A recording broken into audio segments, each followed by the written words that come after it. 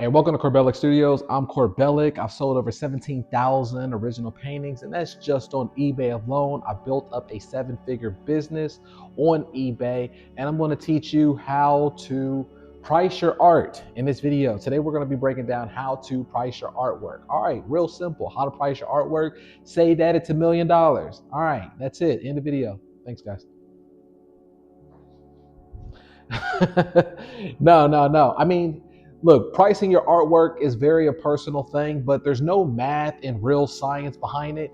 But there is psychology and there's business behind it, especially when it comes to doing e-commerce, especially when it comes to doing eBay. Look, I shouldn't even be doing this type of video because I'm going to be giving away a lot of sauce, a lot of sources, but it doesn't matter because this is important of how to go about thinking of your art, but also you need to be thinking about yourself this way. It's not even about art, it's about life. It's about how you are perceived. It is about how you go about holding your head up high. It's about how you're manifesting your future. I always talk about that we need to be kind of like a time walker, right? We need to kind of be living in the future. It doesn't matter about what problems and issues that we're going on today.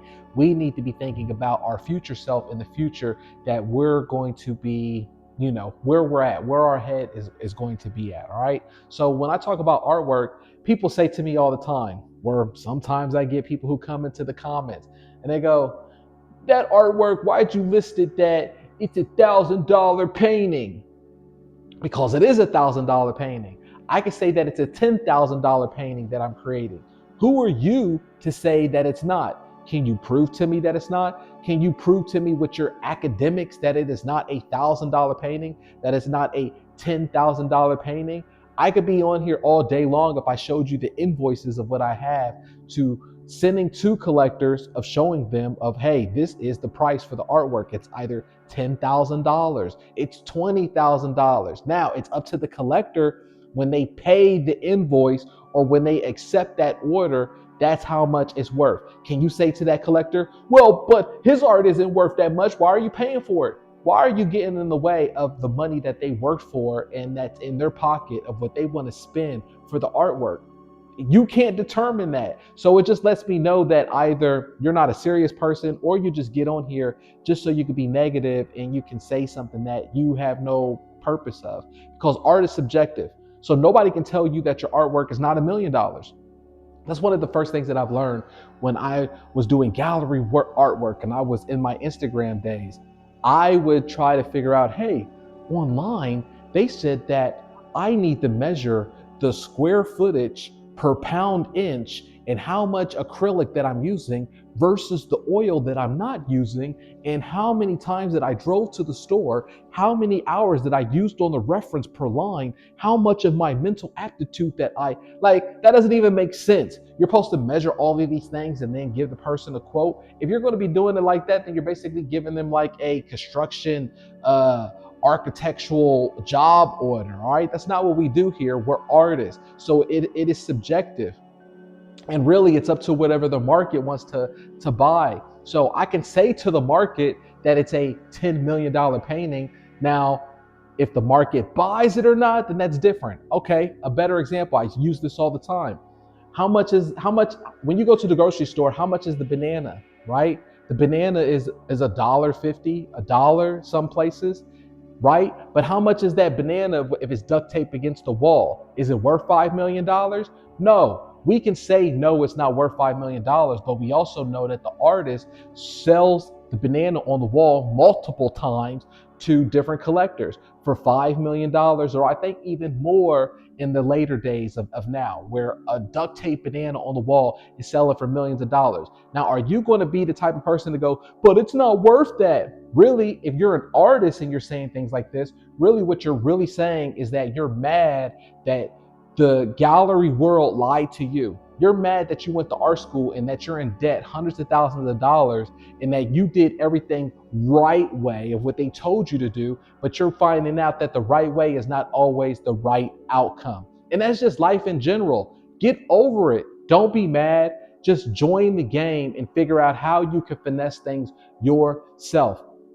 So it's all about perception. I'm going to say in my videos, and you can't tell me that I'm wrong if I say hey, I'm creating a $10,000 painting or a $1,000 painting.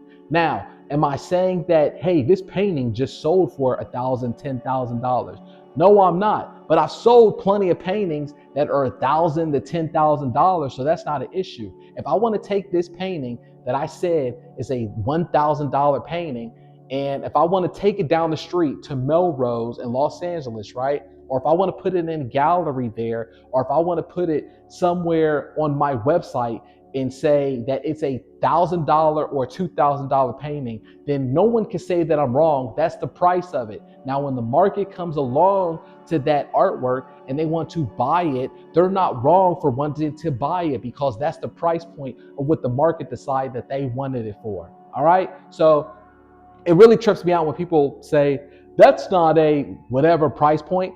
How the hell do you know it's not? What are you trying to say? You're only doing a deflection or inflection, showing yourself that of what's inside of you or however you view yourself. And if that's how you view yourself, that's a personal problem. I'm sorry.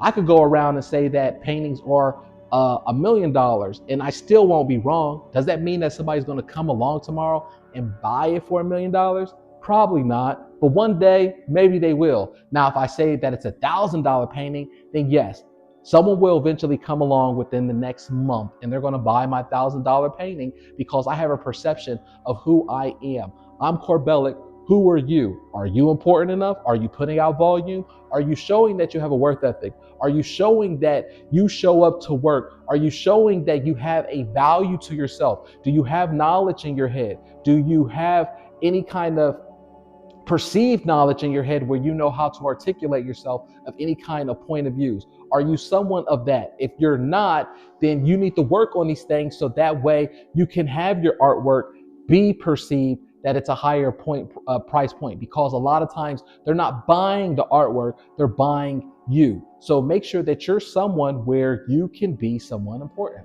All right. So how to price your artwork?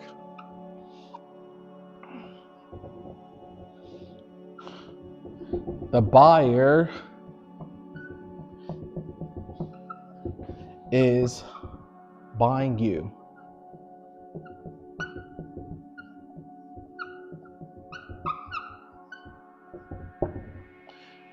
You know, I didn't even know I was going to write that. I don't really have any really kind of points to write down here. I'm really kind of just freestyling it because I can talk about these things off of the back of my hand, and I didn't rehearse anything. But this is how you need to be thinking about it, is that a lot of times they're not buying the art. They're not buying what you think is ugly and what you think is pretty. That is for amateurs. That's for amateurs and broke artists who don't even understand art. If you understand about art, they're not buying aesthetics. They're not buying what looks pretty. Pretty art and all of that stuff, that's so 19 I don't, when is that? That's so 1990s, you know? But they weren't even making pretty art then. If you think about Basquiat, if you think about Andy Warhol, if you think about all these other artists that are great artists, a lot of times people like to say, yeah, but if you look at the art, it's ugly, it's sloppy, oh, there's nothing there. And I can't say that you're right or wrong, but at the same point, they were better artists because of who they were. People were buying them. People bought their artwork even before it was created. People bought their artwork before it was even done. There was no price point. But then the buyers would buy it because of the perception of who they were. So it's about, who are you? Are you making an interest for yourself? Are you making somewhat of an effort? Make an effort, even if you're not making somewhat of a name for yourself or an effort. At least what you can do, what I did, is the perception. This is what I'm going to put here. Perception is $1,000. This is $1,000 painting. I love saying that because that's my basis point. I love saying this is $1,000 painting. Hey, look. Rome. Wow, look at that. In Italy, this is $1,000 painting. Who are you to say it's not? Someone is going to easily buy this for $1,000. How do I know? Because I've sold plenty of these for over $1,000. Does that mean that it's today, right now? No, it doesn't. But this is kind of like my passive income because one day it will be sold. One day it's going to be sold for over $1,000 or whatever price point that I decide to put on it, that I wanted to give it away. But at the same point, that's what's going to also make doing eBay so important, because we're able to play around with both sides of it. We have a buy it now store, we have an auction store. On the auction stores, we start off at 99 cents. So think about that. Our auction starts off at 99 cents. If you haven't watched the video already about why we started our auctions off at 99 cents, then I suggest for you to go back into the Let's Talk playlist, and you can see we have a whole video breaking down why we started off at 99 cents, the sales psychology about it, but also how you make the most money when you started off that way. But when you make the most out of this, is because you're going to be having a perception of who you are, that you have a lot of artwork that's in your store that we call the Rolexes. All right, we call those the Rolexes of the art store. And your pricing, $1,000, start off with it. Who cares? I mean, I'm not saying that all of your artwork in your store has to be $1,000, but when it comes to art, there is someone that you have to meet at all levels. Just like you have to meet different collectors, and whenever their themes are, some collectors like to collect superheroes, some collectors like to collect horses, some collectors like to collect impressionism. You have to meet all the collectors at where they're at, all right? Because the one who likes to collect a superhero, he's not going to buy your horse. The one who's a horse collector, he's not going to buy the impressionism, et cetera, et cetera. You have to treat your price points the same way. Meet people where they're at, all right? You have to meet people where they're at. What people are going to do when they see that you have a bunch of Rolexes in your store, and maybe they're not at this level, you know what level they're going to go to? And they're going to fight hard so they can be at that level. They're going to go to your auction, because this is where they can play at. This is what we call the casino. We call that the casino because every single night it's the casino, baby. They're coming out to play, they're coming out to gamble. And it's the human psychology where they're competing against other people. They don't want them to win. And the more that you're being consistent, you have to be consistent for this all to work.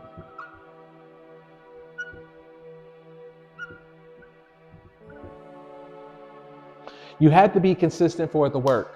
And as long as you're being consistent and you're showing up and you're building up your snowball effect, then the casino gets bigger and bigger and bigger, because you're building up your sales conversion, you're building up your impression, and people are coming to your store. Look, eBay is a business, so they don't want to just see stores that are selling stuff racing to the bottom. They don't want to see stores that are just pricing their artwork at $20, $30 all the time. Like if you got a whole store of a buy it now, don't price your artwork at no $20, $10, because eBay's going to make sure that it's hidden. And eBay's going to make sure that nobody sees it. But if you have some Rolexes in there, not actual Rolexes, we're just talking about the price points of the artwork, because we only sell in one category. We don't want to mix up the store. If you have the Rolexes in there, then eBay's going to want some of that Rolex fee. They're going to want some of that. So they're going to make sure that people see your store. And if people are seeing your store and you have some promotions going on there, where we break down how to roll up your promotions on a daily, weekly count. Everything is built for you in the eBay community coaching. Click the link below so you can join and you can see how you could do this for yourself. Everything is built for you. There's no guessing game. There's no you have to figure it out for yourself. There's a sales activity in there where it's going to lead you to your first sales. It's a 14-day sales activity. And that is going to walk you through step by step to how to get to your sales and how to build everything up. But you're also going to have a community support on each day to get you through your questions or in any of your goals. All right. Everything there is broken down for you. We also have weekly Q&A meetings. So click the link below and you can tap in. But it's important that you stay consistent. Then, as long as you're being consistent, you can have the perception of who you are with your Rolexes. You can have art prices in there. I have artwork that's in my store that's $5,000, $10,000. Does that mean that it's actually being sold today? No, but if I put the title where I'm painting a video, watch me create a $1,000 painting, a $10,000 painting, I'm also not lying, because it's listed for that price point. You just want to be negative and have something to say. I know you. So This is what I would tell you to do. This is how you price your artwork. Price your artwork. It's a personal thing. Price your artwork like you believe in yourself. I'm not going to tell you what all these other artists and all these 1997 scientific art school told me to map it out and measure the circumference of the canvas and measure how much time that I spent into it. So then, I mean, they actually teach this stuff. I can't believe it, man. They actually teach where you're supposed to divide or multiply the time used into it. See, you know what they do when they teach you that crap? What they're doing is they're trying to reinforce you spending time on artwork. They're saying that the time that you put into it is the quality. That's no different than if you watch those videos of those Chinese art schools and they got thousands of people out there who are competing to get into the art school, and they're basing their art or the idea of art on time but quality. And I mean, that's just so awful, the way of thinking it, because then you're going to be thinking that, well, I need to invest 50 hours into this painting so that way I can invoice them for 50 hours. They're teaching you to invoice them for your time, and that's crap, because you don't need to think about time for the art. The buyer doesn't care about how much time that you're putting into it. They don't care about the method. They care about the results. Picasso, what was it? There was a rumor. Lady comes to his table. She asks him to create a piece of art for him, and then he drew it on a napkin. And then he says to her, "Oh, that's going to be thousands of dollars, whatever the price point is," right? She's shocked. "Oh, why? It only took you 5 minutes or 10 minutes to do it." He goes, "Yeah, it only took me this long to do it, or the short period of time, but it took me years to figure out how to do it in this short period of time." And for him, he got it where it's like, it doesn't matter about how long you do it. So get out of your mindset when it comes to pricing, because anytime people ask me about pricing, really what you're asking me is time. And if you watch this channel enough, you know that I play the game with time, where I try to get on to the next painting as fast as I can. I work paintings within 10 to 12, 15 minutes at the most, and then I'm done. The reason why is because I understand the idea of where I'm not equating my time. Time is not synonymous for the quality. And as long as you get away from that mindset, that's the fastest way for me to get away from my ego and thinking that I need to have beautiful art, because whatever I think is beautiful is subjective, and the market might want my authentic art because it's authentic, it's original, it's me. And I can't determine that. I can't see past that, because I'm human. I'm only me living inside myself, where I'm biased of what my art should look like and what it should be. I hope that makes sense. So this isn't going to be too long of a video. This is just something, I mean, I'm really dropping a lot of gems right there. If you're able to pick up what I'm throwing down and write some notes, this is very important of how to price your artwork. But there's even more. Okay, there's more details of how to go about this in a structured way inside the art community. So join the eBay art community coaching, and I'm going to see you in the next video.